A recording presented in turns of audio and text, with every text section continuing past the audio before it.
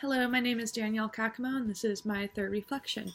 First, I'll be discussing the importance of the right type of feedback, which is discussed in Chapter 2. Getting the right type of feedback is really important because idea selection a lot of times is more important than the actual generation of ideas. You can have a lot of ideas that you generate, but it depends on which one you select, which depends on forecasting, and a lot of times we get feedback for selecting which idea we want to move forward with, and that's really important to choose the right one. So there are two different types of fallacies that can happen when getting feedback for an idea. One is a false positive. An example of that is the segue by Dean Kamen. Basically, he was like brilliant tech, had come forward with a lot of revolutionary ideas in the past that were really important, and he proposed the idea of the Segway, expecting it to revolutionize transportation and be an incredible invention, and all these other brilliant people like Steve Jobs and whatnot have gotten behind him and invested in him and thought that it was going to be good, but then it actually was a huge flop and failed.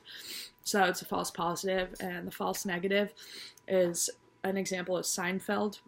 Warren Littlefield provided the original test pilot and concept for Seinfeld, but it didn't really fit into the prototype of what a sitcom was, so it was received very negatively by focus groups and people in the industry.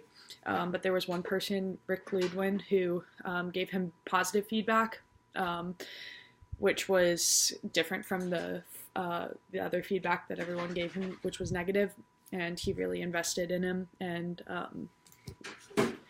put forward the financials for 6 more shows, and it ended up taking off and being one of the most successful shows of all time. So that was an example of the false negatives of feedback, which can be dangerous. You might think that managers and focus group might be a good place to go for feedback, but they actually have been shown by various studies to be a very bad indicator of success of an idea.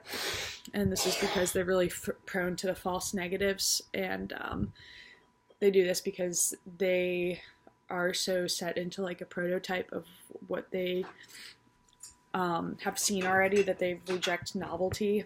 And this is a concept of risk aversion.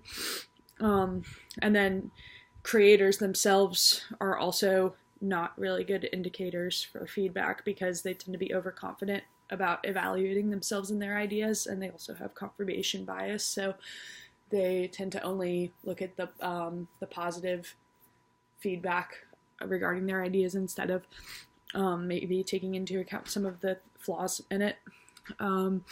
So what's actually better is gathering feedback from a real target audience, and this can be done through the development of a minimum viable product, or getting the feedback from fellow peers within a particular domain, like colleagues and stuff, and those have been proven to be the most reliable judgments. On page 41, they talk about the prisoners of prototype and how the